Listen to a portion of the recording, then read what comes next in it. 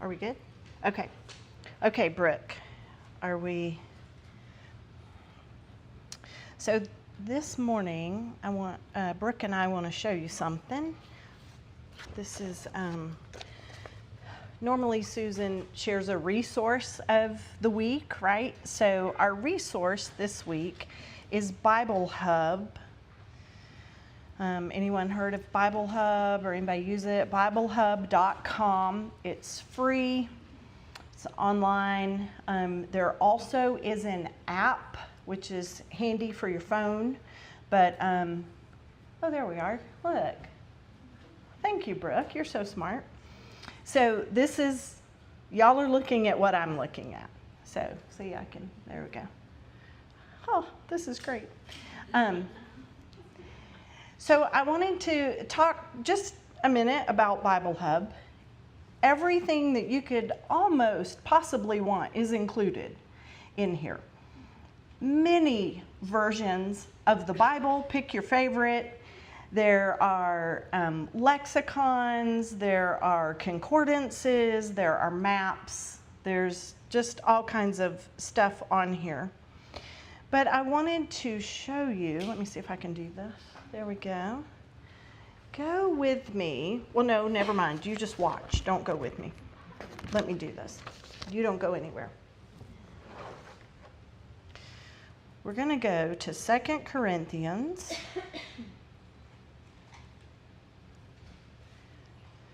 8, 2. Is that going to work? It might work. Let's see. What did I do? You want me to do that? Okay. Can y'all see what I'm doing? So I'm going to 2 Corinthians.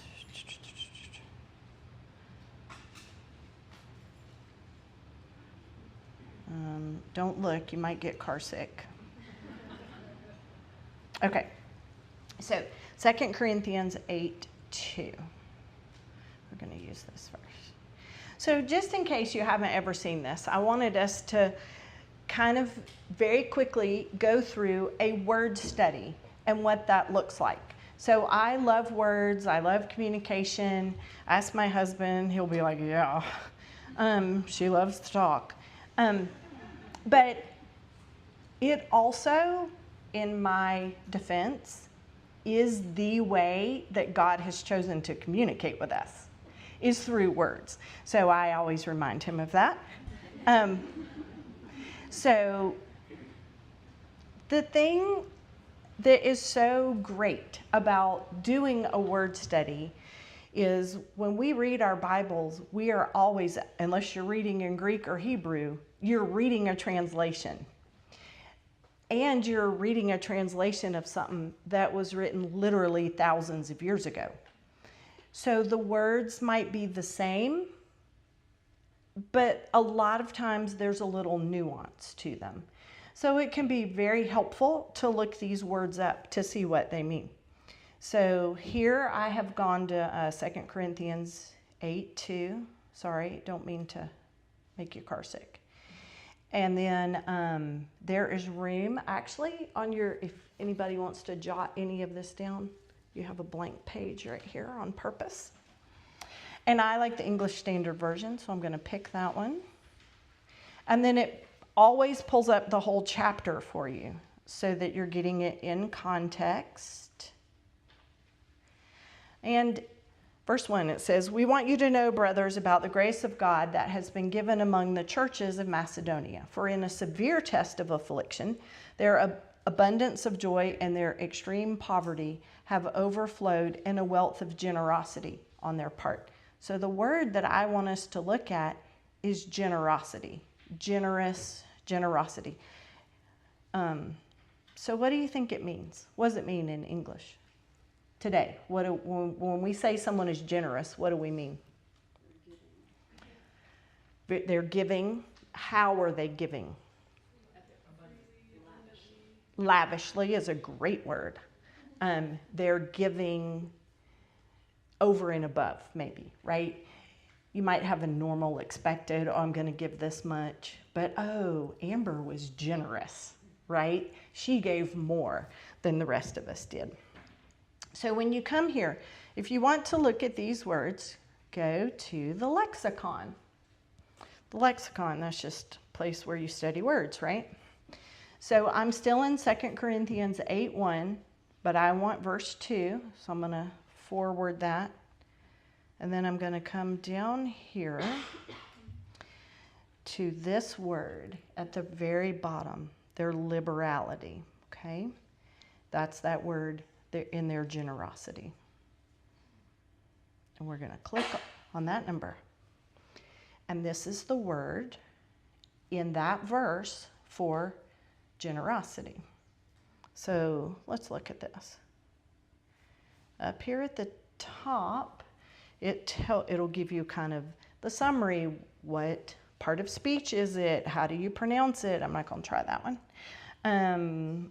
How to spell it, that kind of thing. But it gives you the definition right under lexical summary: simplicity, sincerity, generosity, and liberality. So in our definition of generosity here today, would you have included the thought of simplicity or sincerity? No, not at all, right?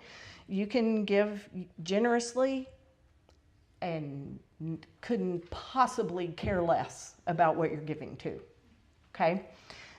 But in this word, in this use, that's not what it means. So I love that. We've got a singleness of focus here. You can see 1, let me make it bigger, 2 and 3 right there. We've got sincerity without being self-seeking. And then we have generosity there, meaning copious. That's a lot. Copious bestowal. Okay, let's come down here. So then it'll give you the helps word study. You can, like literally how they used it right here. I keep pointing at it, like you can't see me point.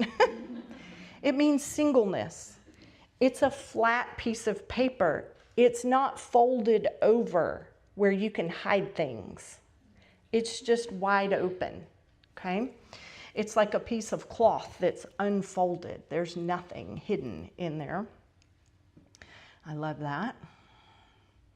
Then we come down to the concordances, singleness, hence simplicity.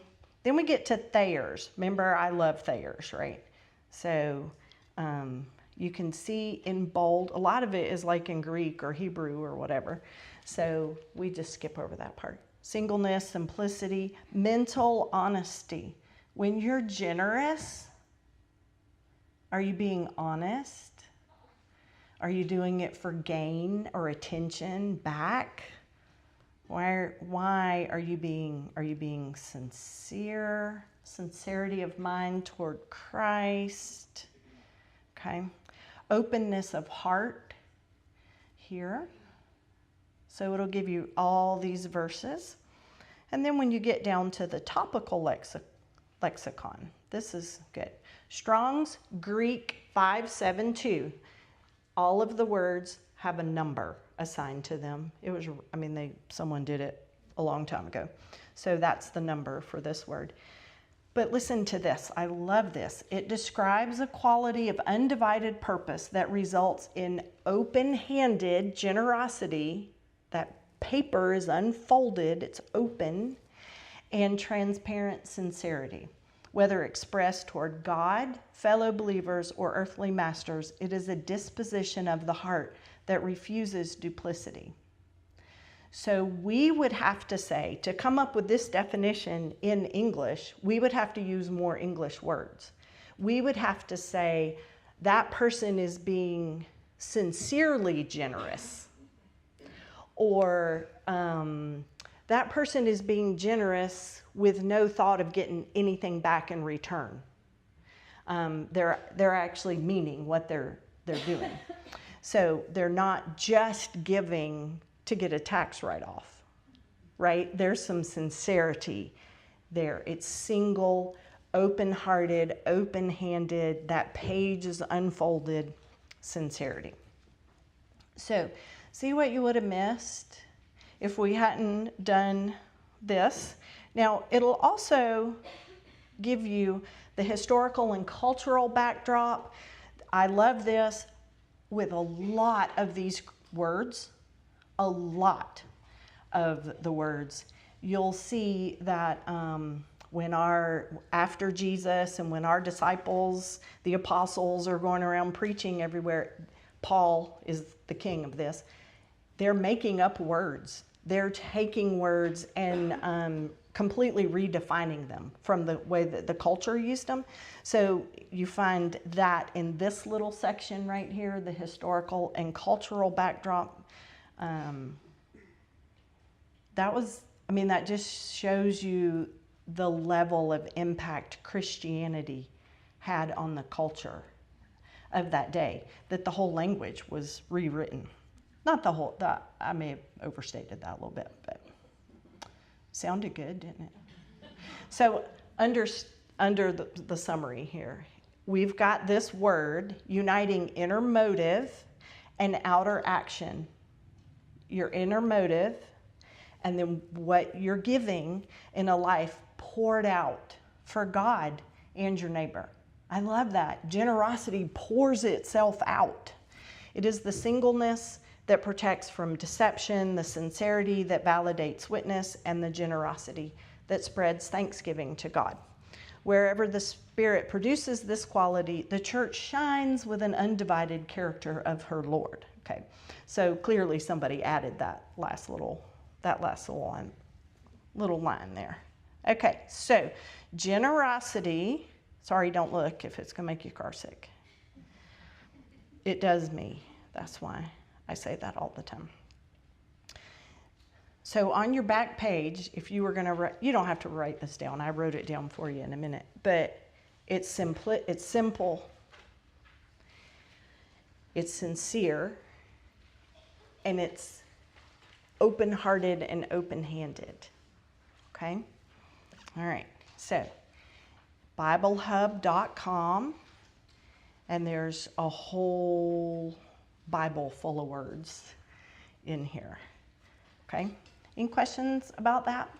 It's super cool, y'all. I can get lost for a long time down these little rabbit trails. Okay, I'm not sure what to do, Brooke. Turn it off. There we go. Just hold it. This is Brooke's. Because mine was too old to connect to the technology. It's not doing anything. Okay. I'm just going to close it. Okay, sorry.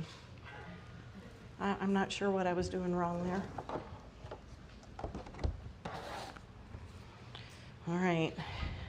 I'm very glad to be back. Thanks for letting me come back.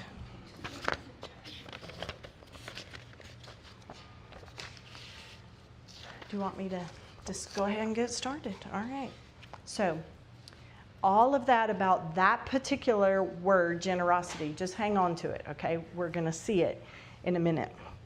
It's going to come up over and over in our lesson. So today we're going to talk about money. Welcome to Ecclesiastes, lesson 2. This has been I've had a good time.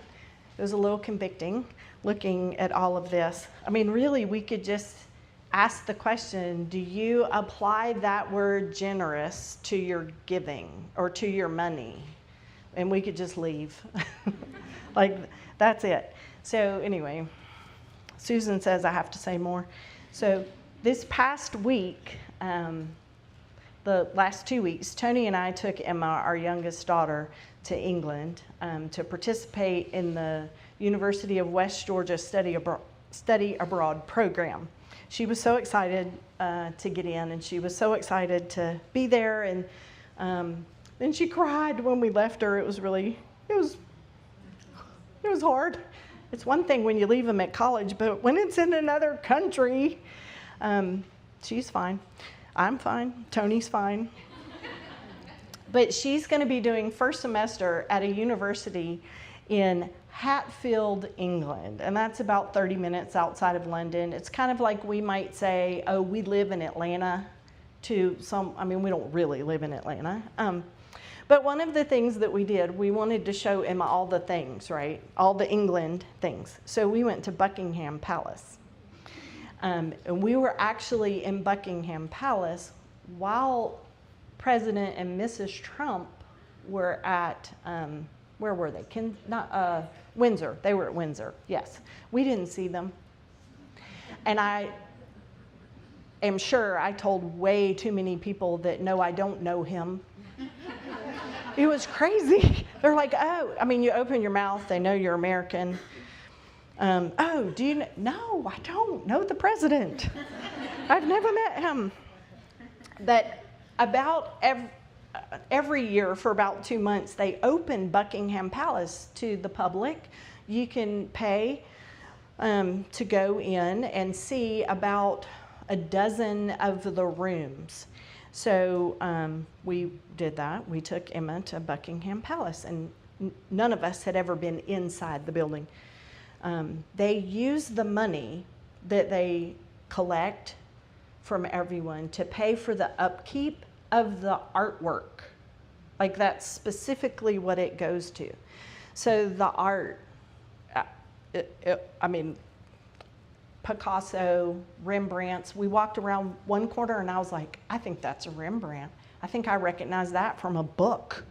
And yeah, there it was, right on the wall. I mean, I could have touched it. I was afraid I might get arrested, but anyway, it's beautiful. Buckingham Palace is beautiful. It's very tasteful. The gardens and grounds are just wholesome and stunning at the same time. I'm not even sure how to describe it. But everywhere you go, including the bathroom, yes, I've used the bathroom in Buckingham Palace, is gold. Everything is gold. Everything is painted. Little touches here, the crown molding at the ceiling, the doorknobs.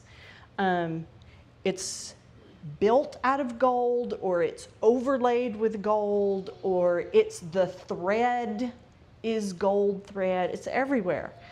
It's just beautiful. But as I was walking around, it really struck me how if I lived there, I wouldn't even be able to touch anything because I'm allergic to gold, right? So I don't touch gold. So all that wealth for years, I mean, hundreds and hundreds of years, right? And all that money and all that opulence. And all I could think about was how I better not touch that, or better not bump into that. I couldn't even live there. And I just thought, what a waste. Of course, if you have that much money, you could probably change the doorknobs to not be gold. So there was that. Tony was like, they would fix it, Anna, so you could live here. But today, I just want to talk for a few minutes about money.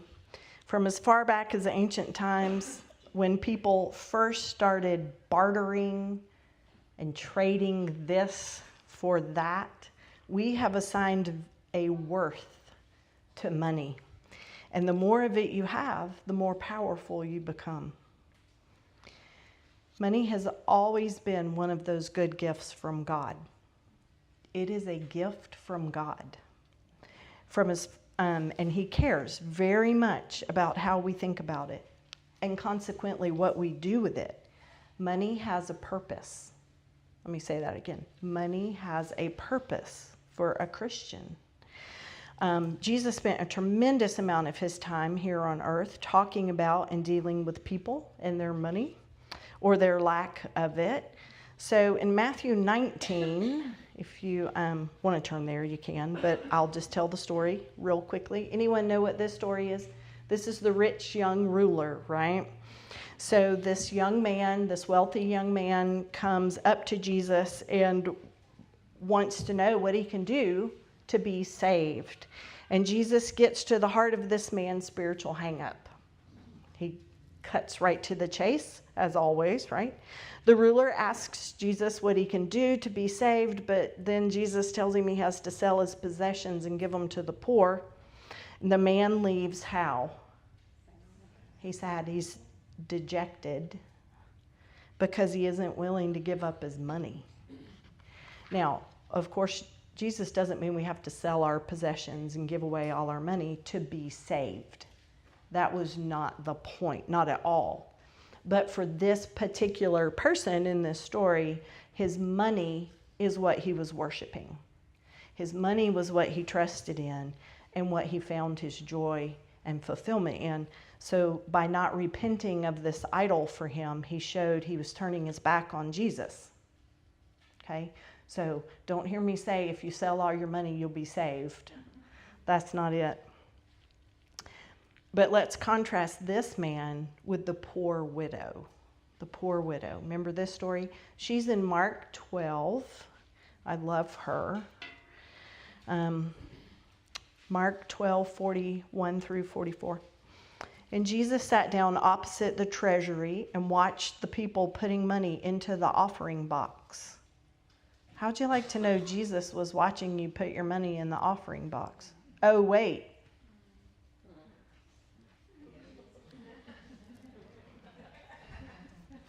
Many rich people put in large sums, and a poor widow came and put in 2 small copper coins, which makes a penny.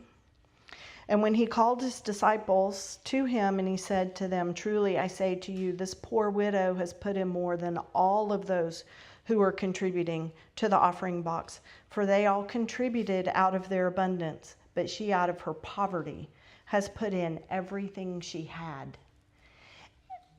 all she had to live on." Now, I walk away from this story again going, we don't have to give up every penny that we have.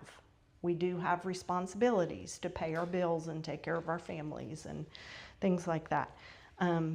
But what I'm hearing here is the amount doesn't matter, it's your heart. And she gave generously. There's that word. She gave generously, okay? So today in my crazy, I used to be an English teacher, I've come up with 3 ways to kind of help us think about being wise with our money, okay? And they all start with a G. So you'll just have to bear with me. This is also not financial advice, okay? So do all the things. Get a budget, get a CPA, fix your retirement, do all that. Yay, that's the financial advice I have. Pay your bills. But this is just some reminders of living wisely, okay, with your money. So the first one, here they are, all 3 of them. Instead of being glittered, we should be grounded. I'll tell you what that means. Instead of being grumpy, we should be gleeful. And last, instead of being greedy, we should be generous. So can you remember them? Be grounded, be gleeful, be generous. All right, let's start with the first one. Don't be glittered. Glitter looks pretty, right? But in the end, poof, it's gone like smoke. You put it out in the wind, it blows away. When I worked at Liberty Tech at the middle, and they didn't want the janitor to be mad at him. I forget his name. Do you remember his name? Anyway, he would fuss at me when I used, yeah, maybe, I can't remember. When I used glitter, he'd be like, "You did a project."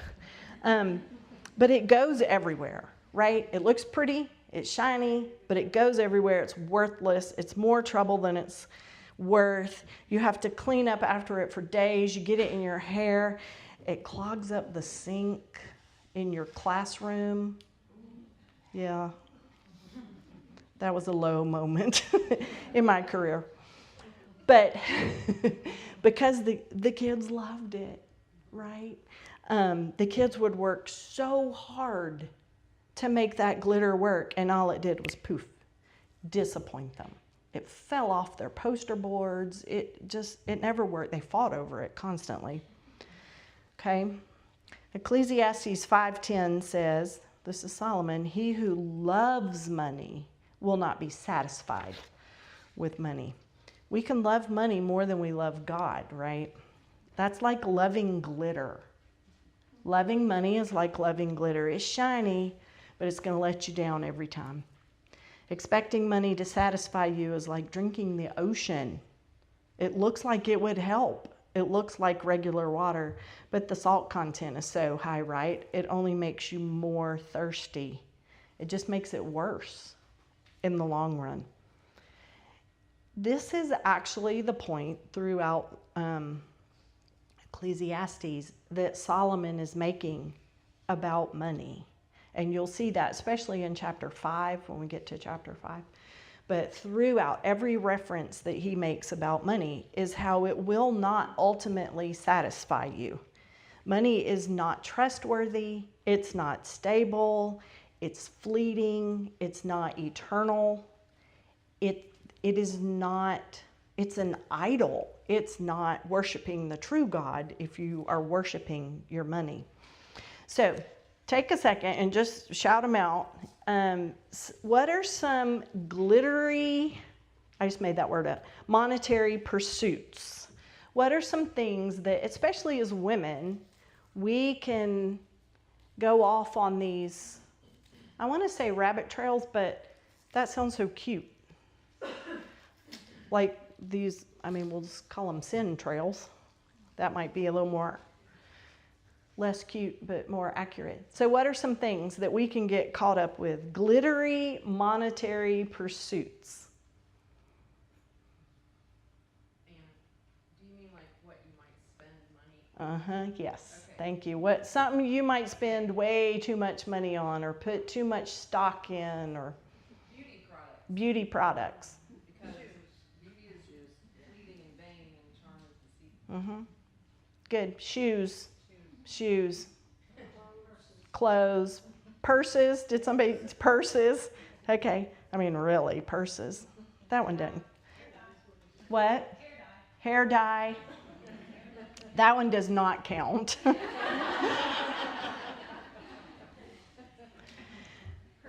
youth and beauty. Yeah, youth and beauty.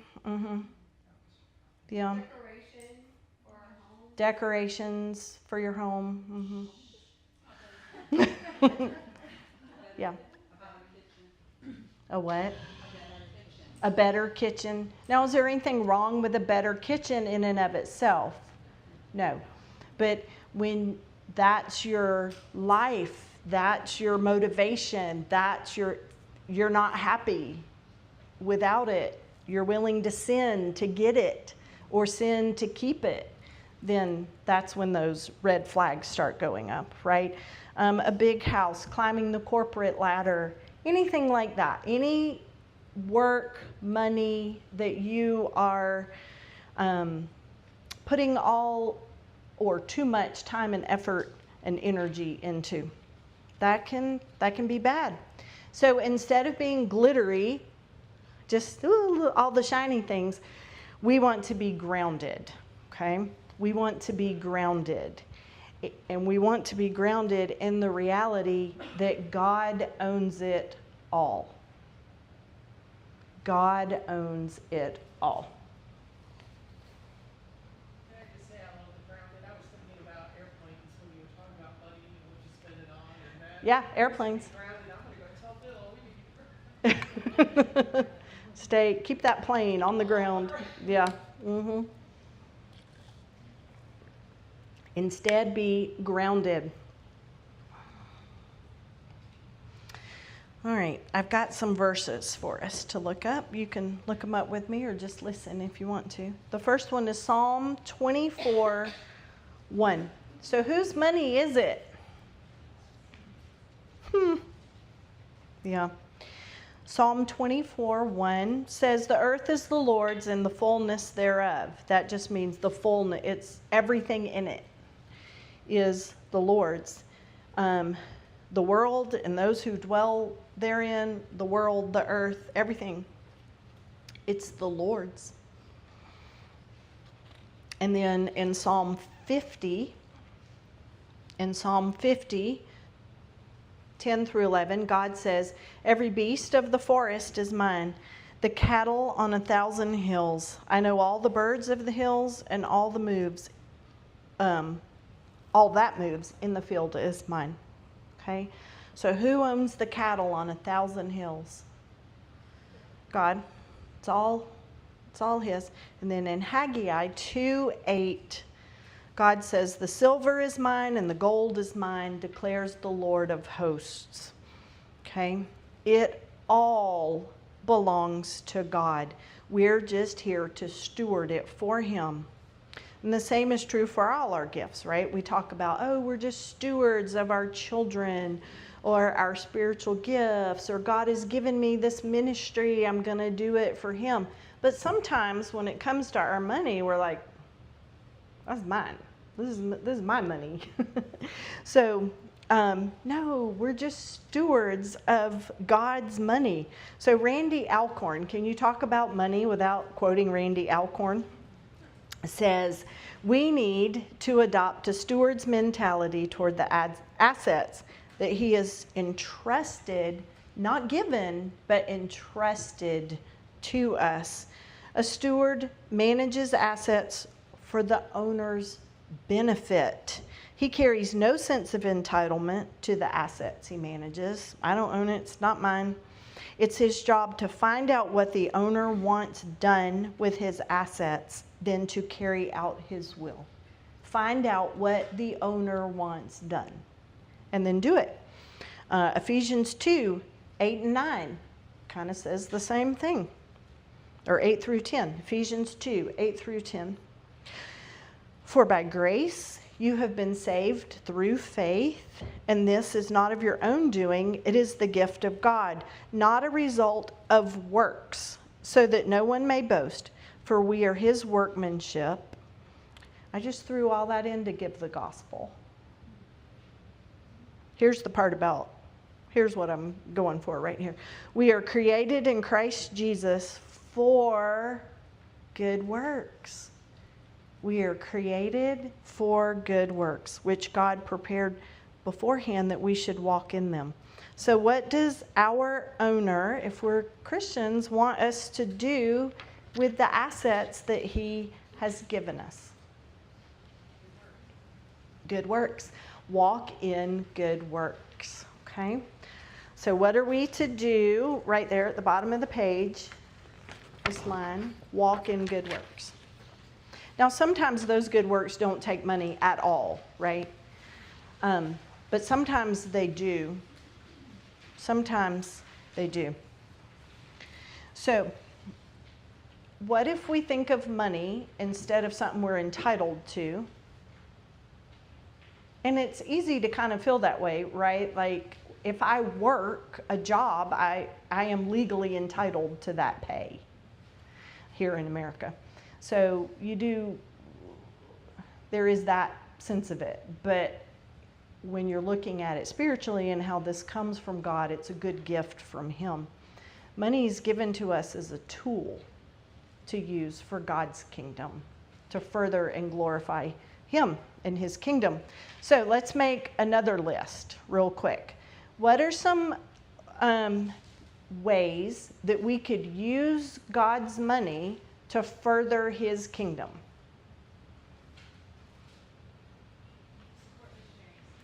Support missionaries. Yep.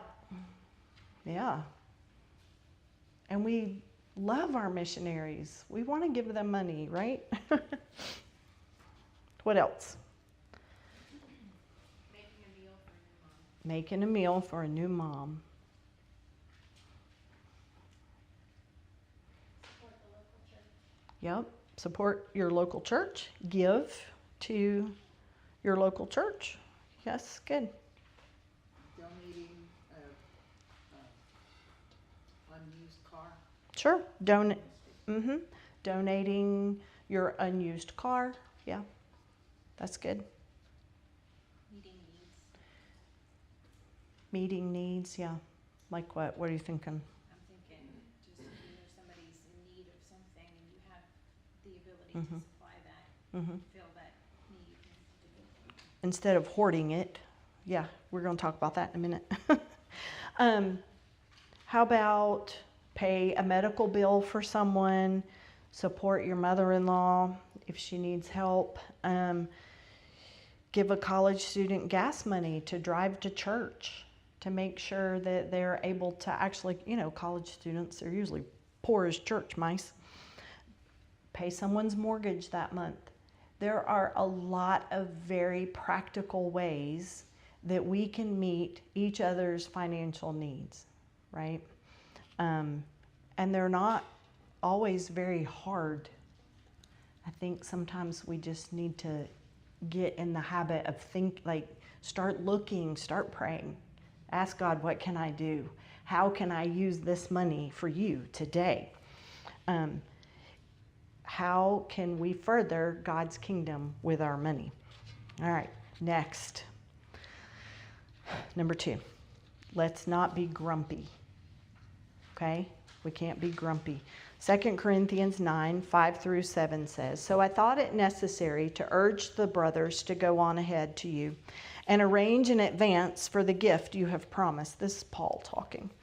"So that it may be ready as a willing gift, not as an exaction. Sorry, I always say extraction. The point is this: whoever sows sparingly will also reap sparingly, and whoever sows bountifully will also reap bountifully.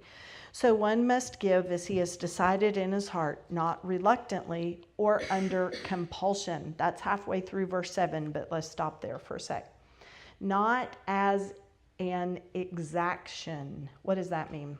That's when payment is demanded. If your wages are garnished, that is an exaction, okay? I always say extraction because it reminds me of that. Like if you're having a tooth extract, like you're unwillingly having a tooth pulled, right? So we don't want this to be an unwilling gift. That's not sincere and generous. We don't want to give reluctantly. We don't want to feel like we're under compulsion. All of this pictures someone to me who is grumpy. Okay? So that's what I meant by this. It's not that we're being forced. Don't be grumpy about this. Have you ever said, or your toddler ever said, "I'm going to do it, but I'm not happy about it"? That's just, you're doing the right thing, but you're being grumpy. Our heart matters, right? So instead, we want to be gleeful or cheerful. I had to use that word, gleeful. So it would be a G. So picking up there in verse 7 again. "For God loves a cheerful giver, and God is able to make all grace abound to you, so that having all sufficiency in all things at all times, you may abound in every good work." He's got them for you. He can make that happen. As it is written, he has distributed freely. He has given to the poor. His righteousness endures forever. Verse 10, "He who supplies seed to the sower and bread for food will supply and multiply your seed for sowing and increase the harvest of your righteousness. You will be enriched in every way to be generous." There's that word. "Generous in every way, which through us will produce thanksgiving to God.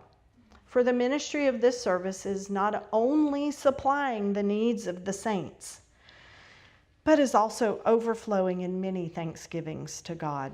By their approval of this service, they will glorify God because of your submission that comes from your confession of the gospel of Christ, and it comes because of the generosity of your contribution for them and for all others." Okay? Let's look at that word cheerful for a minute. It means joyful, non-reluctant, someone who's won over, happy to be there. They're joyful, they're in complete agreement, they're cheerful. We get our word hilarious for happy and glee, joyful. And this particular word for cheerful only appears one time in the entire Bible. And it's right here. So I love that. I know that because I looked it up and did a word study. So our topical lexicon says that it's an inner disposition marked by delight and readiness, contrasted with a grudging spirit. So you're not grumpy, you're delightful, okay? You're delighted. This word frames giving as participation in God's redemptive work rather than fundraising. Now, if you use the word fundraising, that I don't get hung up on that, but it's kind of your heart's attitude. Hey, we're doing, like when we buy pine straw from the youth group and they're trying to raise money, we're giving to their work over in the Dominican, which is usually where they're going. It's not like we're fundraising for the Boy Scouts or some other group like that, okay? So little contrast there. Church is to reflect the open-handed heart of God, that generous heart of God, turning material resources into instruments of worship, fellowship, and gospel advance. Your money is a tool. It's a means of grace that God can use to advance his kingdom. It counts. I love that. It counts for eternity. So, some observations. If you go back to verses 10 and 11, who is it that will enrich, enable, strengthen, and provide for us to be generous? In verses 10 and 11. God. He who supplies seed, God who gives seed to the sower and bread for food, will supply and multiply your seed so that you can be generous. Sowing, there's a sowing and reaping principle there. That was A, right there in verses 10 and 11. And then for B, the answer is yes. Giving does supply the physical needs of others, okay? But it also points people to God, and we saw that in verses 12 and 13. Because of the generosity of your contribution for them, they saw the gospel right there. So our meal train at FBC, anyone ever gotten a meal from the meal train? Oh, really? I thought there'd be more. Okay, I'll let me know. I'll send you a meal. But the meal train, it has always been my hope that it would provide a sweet meal for that day. But I have never really been worried about someone missing a meal. Not here, not usually here at our church. But what I have always prayed is that it would be a blessing and that would just be multiplied to everyone, and that family members and unsaved friends would see what we're doing and attribute it all to God. That they would always just see God in our meal train. Okay? All right, one last principle, and we're almost done. Number 3, don't be greedy. Don't be greedy. So in Luke 12, verses 13 through 21, someone in the crowd says to Jesus, "Teacher, tell my brother to divide the inheritance with me." And Jesus was like, "Man, who made me the judge or arbiter over you?" And he said to them, "Take care and be on your guard against all covetousness, for one's life does not consist in the abundance of his possessions." One's life does not consist in the abundance of his possessions. And he told him a parable. The land of a rich man produced plentifully, and he thought to himself, "What shall I do, for I have nowhere to store my crops?" And he said, "I will do this. I will tear down my barns and build larger ones, and there I will store all my grain and all my goods. And I will say to my soul, 'Soul,' he He's talking to himself. You have ample goods laid up for many years. Relax, eat, drink, be lazy, be merry, do nothing. Good, be good for nothing. I added all those words. But God said to him, you fool, this very night your soul is required of you, and the things that you have prepared, whose will they be? Solomon asks that question, right? He gets very upset about my things. Who are they going to even go to? Verse 21, so it is the one who lays up treasure for himself. So is the one who lays up treasure for himself and is not rich toward God. Laying up treasure for yourself and not being rich toward God. Okay? So, some observations here. Here's your first, that first line there. You can be rich toward, no, let me say that. Back up. You can lay up treasure for your own gain. Sorry. You can lay up treasure, you can hoard, you can be greedy for your own gain. You can do that. Or you can be rich toward God.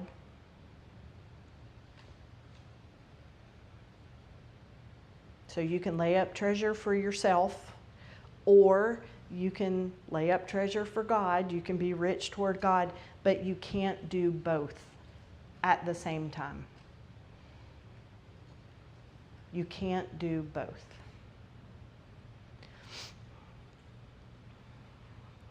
You can't live for yourself and for God at the same time. What does James call that? Being double-minded. Yeah. Okay. So what good does selfishly hoarding your things do you in the long run? None. Ecclesiastes 5:13 says, there is a sickening evil which I have seen under the sun, riches being hoarded by their master to their own evil demise. So Solomon's whole point about money is that you can work your fingers to the bone and selfishly, greedily hoard your wealth, and rather than it give you the satisfaction or comfort that you think, treacherously, it leads to your own demise or downfall. It's like drinking the ocean water, right? You think it's gonna work, but in the end, it's treacherous. Okay? You can't trust your money. Instead of being greedy, let's be generous. Okay? Here's that word. Okay? It's the word we just saw. Simplicity, sincerity, open-handed generosity. Okay? 2 Corinthians 8:2-4 says, again, we want you to know, brothers, about the grace of God that has been given among the churches of Macedonia.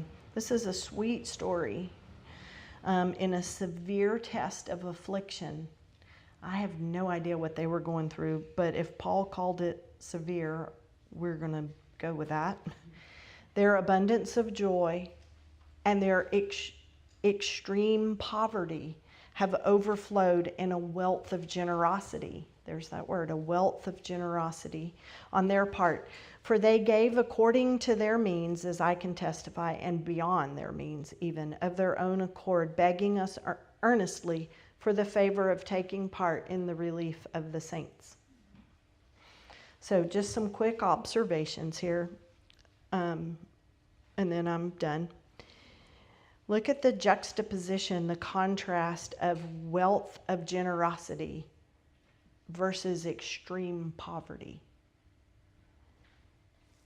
On the one hand, they were extremely poor, but on the other hand, they had a wealth of generosity. I love that contrast. So that was A. B, you most certainly do not need to be rich to give generously. We see that here. We also saw that with the poor widow. You don't have to wait till you're rich And then C, if you want to be wealthy, strive to be wealthy in generosity.